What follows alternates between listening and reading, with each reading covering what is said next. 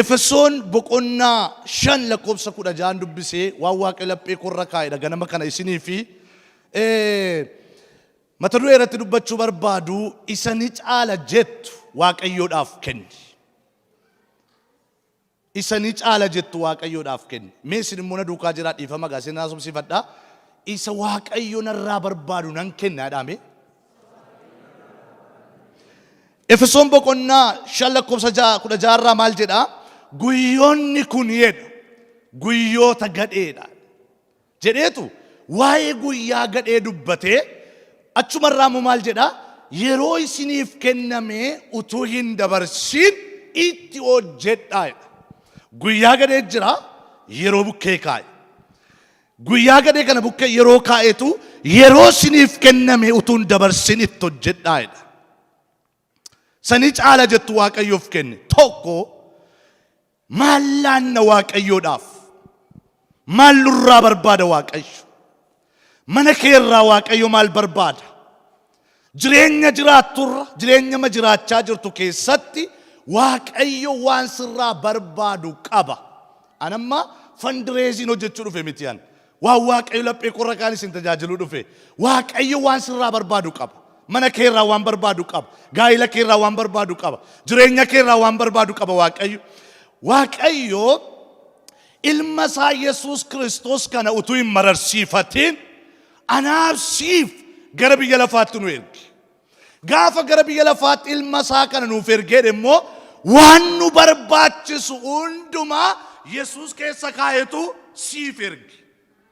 Ala kana wanti tamma nyaachaa jirtu, wanti tuffachaa jirtu, erga gooftaa Yesuusin fayyisaa lubbuu kee godhattee fudhattee kaastee wanti tammatti jiraachaa jirtu, wanti jiraachaa jirtu isa Yesuus keessa sii kaame nyaachaa jirta, nyaachaa jira. Waan biraan kun Yesuus keessa waan nuu kaayetu jira. Wanti Yesuus keessa nuu kaaye waan lamaan sanan tokko walii wajjin ilaalla. Tokko yeroo keessa caalu Waaqayyoof kennuu qabda. Mana kee keessatti, waldaa keessatti, karaa deemtu irratti, konkolaataa ooftu irratti, waan hojjetu keessatti yeroo kee Waaqayyoof kennuu qabda. Namoonni baay'een yeroo isaanii kana Waaqayyoof hin kennan. Asitti illee Waaqayyoof galatu yeroodhaan fiidduu hundumti keessan gara goda keenyaa hin ilaaltan, gara biyya keenyaatti hin deebitan, yeroo ittiin taphatan namni. Yeroo haasaa, yeroo dubbii, yeroo hamaa, cal jedhee immoo yeroo isaa gubee mana namaa dhaqee waa'ee namaa namatti haasa'u kana deemu jira. Beektaa waa'ee abaluudha yeroo isaa gubaamu. Nan iyyee ilaata.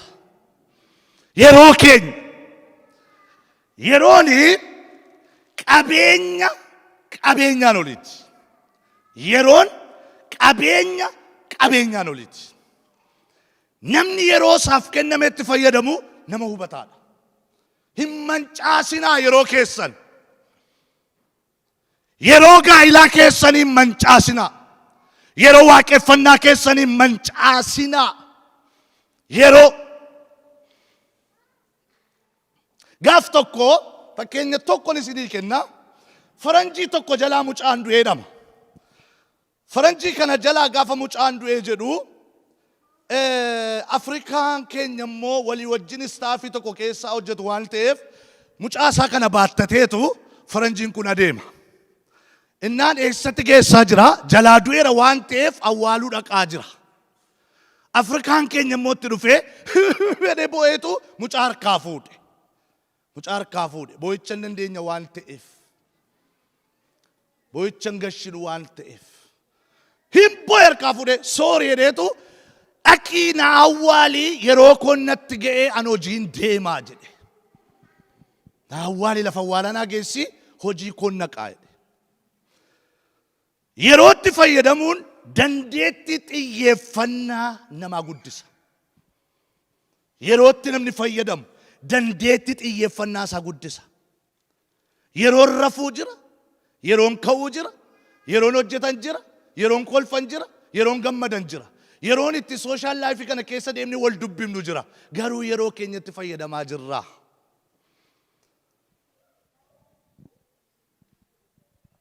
Xiyyeeffannoon fiixaan ba'umsaa karoora keenyaaf humna jalqabaati. xiyyeeffannoon fiixaan ba'umsaa karoora keenyaaf humna jalqabaati. Beekaa yommuu dubbatu yakki guddaan addunyaa kanarraa kan akka yeroo balleessuu hin jiruudha. Yakki guddaan akka yeroo balleessuu hin jiruudha. Mee of ilaalaa yeroo keessan saayitii 24 qabdan kana saayitii 12 qabdan kana yeroo keessan mee iskeeju'aal gootanii akkeettiin kan hojjedhaa kanan godhaa jennee yaannee irratti dammaquun nurra jira. Ogeeyyiin fayyaa maaliif time is life jedhu yookaan yeroon jireenya jedhu. Sababni isaa lubbuu namaa darbuuf jettu keessatti daqiiqaa tokko tun ta'in sekoondii tokko keessatti lubbuu namaa darbuuf jettu hambisuu danda'u. Kanaaf time is life jedhu. Akkasuma dafee dubbadheen nama baay'ee kadhachuu barbaada. Atileetii yookiin warri fiigan time is gold yookiin yeroon warqiidha.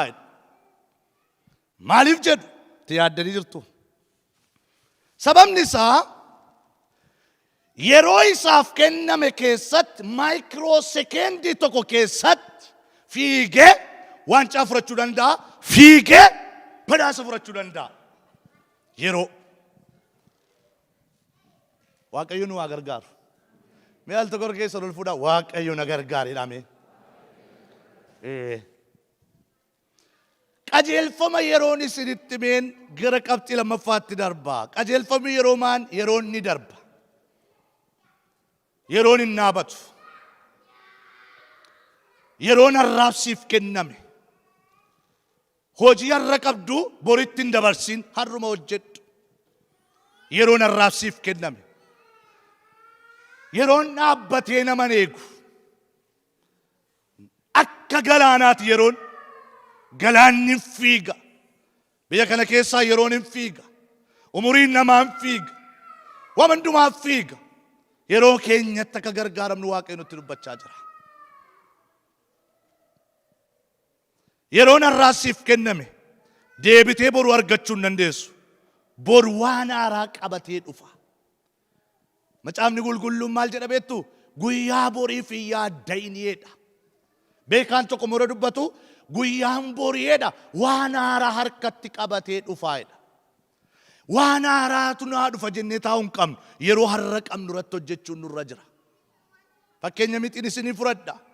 Mixiin macaafa Solomoon barreessa keessatti waan bona nyaattu ganna funaannatti. Laavoo sakraa baay'ee mahadooba waan itti dhufeera. Waaqayyo hidhaa namootaa hin hiika. Mooloomin jedha. Hin hiika Waaqayyo. Ana miti Yesuus hiika. Waan ganna nyaattutu bona funaannatti walitti qabdi. Walitti funaannatti. Yoom isa nyaattu. Kun mitiidha. Fakkeenya mitiiti.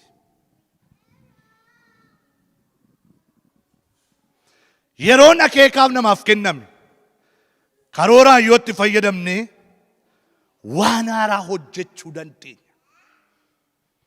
Yeroon akeekaaf siif kenname. Yeroon akeekaaf mana keef kenname.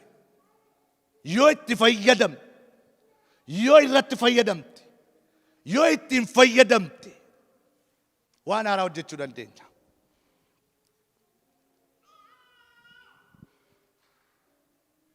Yeroon siif gaddee hin dhaabbatu. Siif gaddee dhaabatee sin eegu yeroon. Wanti har'a utuu hin xumuramin hafee yeroo itti aanutti darbee wanta haaraa hojjechuu dandeessu har'uma xumuri malee boriif hin kaatin. Kun qajeelfama yerooti. Kanaaf Waaqayyoon maal laannaa? Tokko kan nu laannu yeroo keessa caalu Waaqayyoof kennuu qabda. Yeroo kadhataa qabna. Yerootti Waaqayyo wajjin haasofnu qabna. siree keenya biraa yerootti waaqayyo wajjin dubbannu qabna. Yerootti waaqayyo wajjin haasoftu qabdaa qabaan. Gaaf tokko luba qees bal'inaatu nabsi isaanii amaaru jilgeenfatanii karachaa jiru waldaa keessatti. Tuma jilgeenfatanii karatanii irribitti dhufe. Irribitti dhufna asuma bultaa. Asuma bultaadhaniitu dammaqanii kaan asuma bultaadhan rafaniitu innaan riba keessa gaafa kaanii hin kaatu asuma bultaadhan foon isaanii.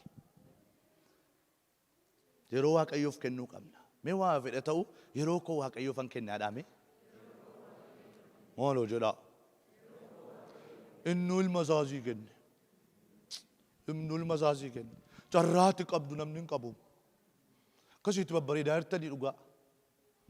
Baay'ee waaq bareeddanii taa'artu. Carraati waaqayyo siif kennee biyya kana si fide namni baay'een hin qabu.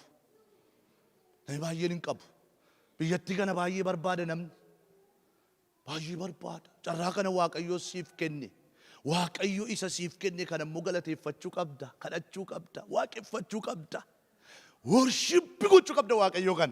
Sit amma meen goa tokko yaade yeroo hundumaa paartii dhanna kooti kana ilaaleen mana keessa fiigee ilillee gaditti dhiisa.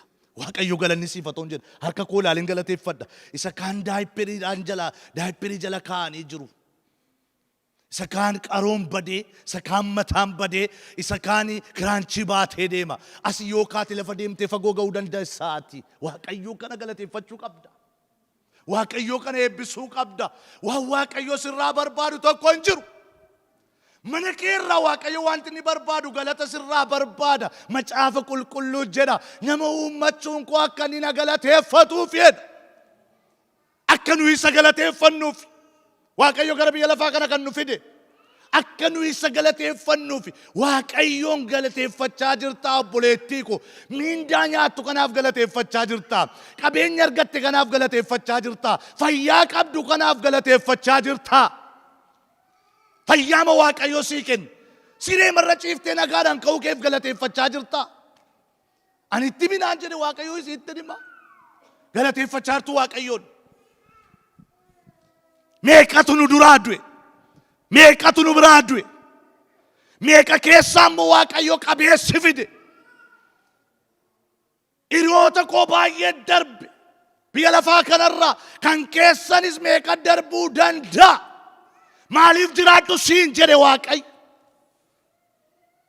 Maaf jiraadhu siin jedhe. Akkati isa galateeffattuuf carraa kana sii kenne waaqayyo. Carraa guddaadha carraa waaqayyo nuuf kenne.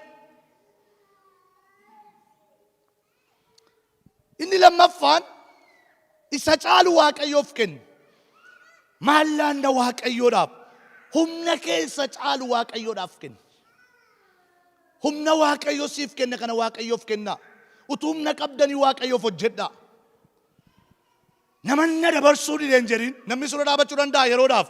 Waaqayyo pig godhee si duraa fuudhee si dabarsuu danda'a. Namanna danqeettee namatti hin qabatin humna sii kenneen hojjedhu. Humna sii kenneen dhaabadhu mana waaqayyoo keessa. Keessa deebii boqonnaa 6 lakkoobsa 5 dubbattanii ati waaqayyoo gooftaa kee garaa kee guutuudhaan humna kee guutuudhaan jaalladhu.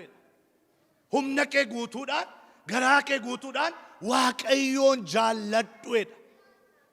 Humna keenyaan garaa keenya guutuudhaan waaqayyoon tajaajiluu qabna. Mucaatu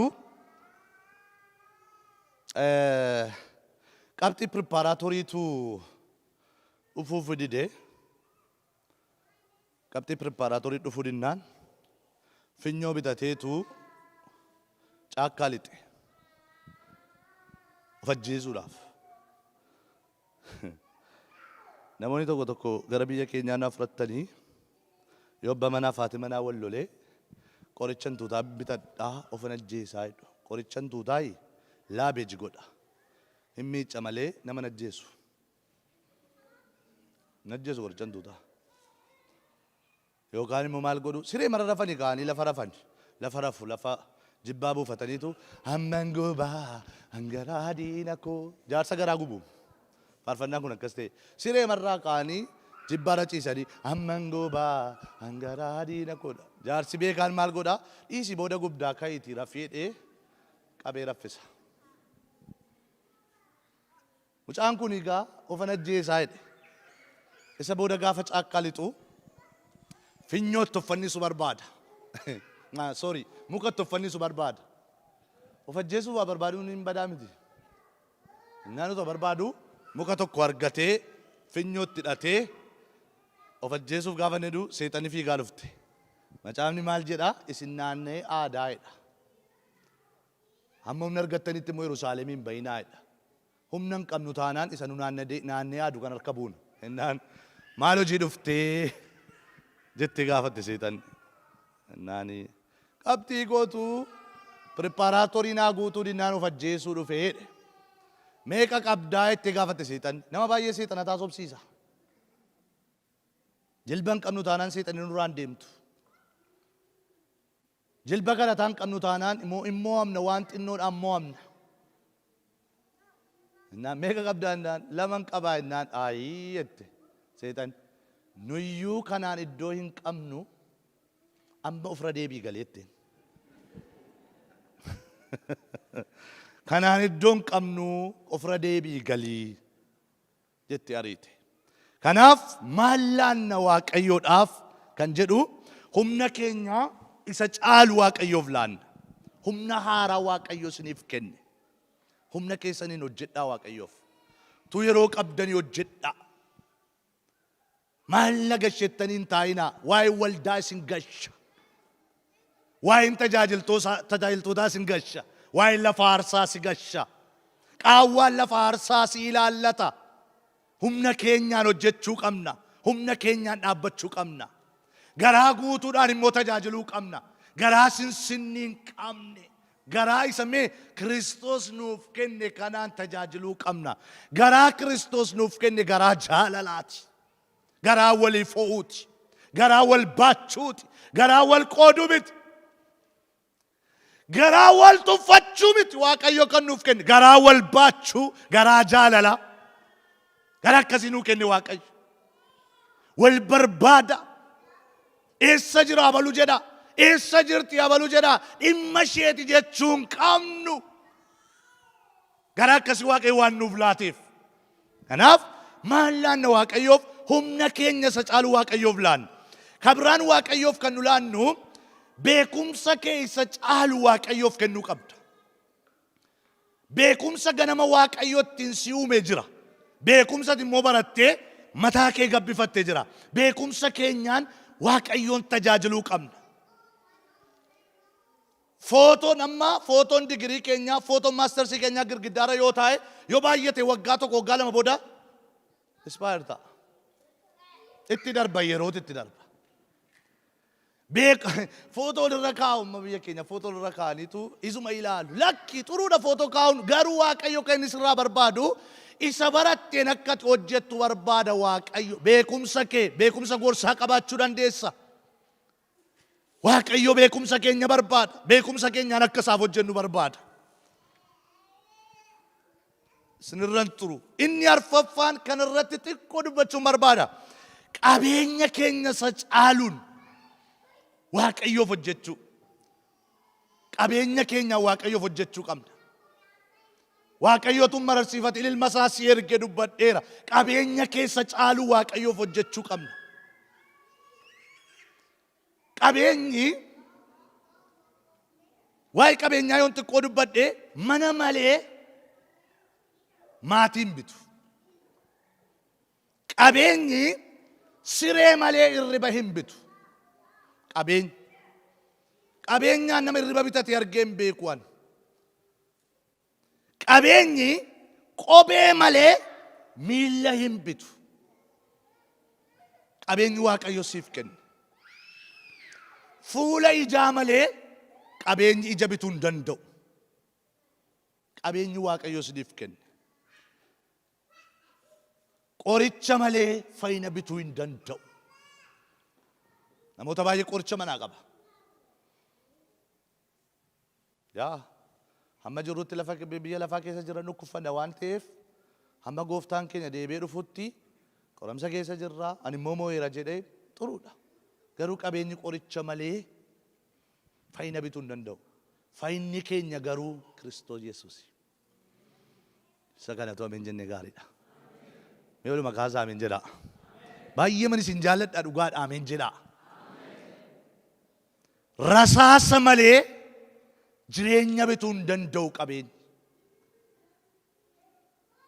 Qabeenyi keenya kana godha. Kanaaf qabeenya kee isa caalu Waaqayyoodhaaf kennuu qabda. Tun mararsiifatiin Waaqayyoof kennuu qabna. Mana Waaqayyootti qabeenya keenya fiduu qabna. Waldaana guddatu. Kan beelee haa nyaatu. Kan dheebote ittiin haa dhugu. Kennuudha qabeenya keenya. Hin mararsiifannu iyyuu. Inni of hin mararsiifanne inni Kiristoosii utuun mararsiifatiin sii kenne waan ta'eef qabeenya keenyaan Waaqayyoon tajaajiluu qabna. Wangeelli qabeenya malee deemuu hin danda'u. Wangeelli qabeenya malee tarkaanfachuu hin danda'u. Wangeela kana deemsisuuf qabeenya keenya barbaachisa. Waldaan qabeenya barbaachisa. Maal dubbata mucaan kuni yoonaan jettanii waldaan qabeenya barbaachisaa jedhe. Maaliin adeemu wangeelli? Maaliin tarkaanfatu wangeelli? Nu haa gargaaru. Waaqayyoo biratti seenaa qabaachuu yoo barbaadde isaaf kennuu irraa wanti si mararsiifatu tokko hin jiru. Waaqayyoo biratti seenaa qabaachuu barbaadde wanta mararsiifannu tokko hin qabnu isaaf kennuu malee. Namoonni tokko akka jedhu karaa akkasii natti hin dhufin jedhu. Karaa akkasii natti hin dhufin, karaa qabeenyaa natti hin dhufin jedhu. Kanaaf qabeenya keenya akka Waaqayyoof laannu Waaqayyo kana barbaada.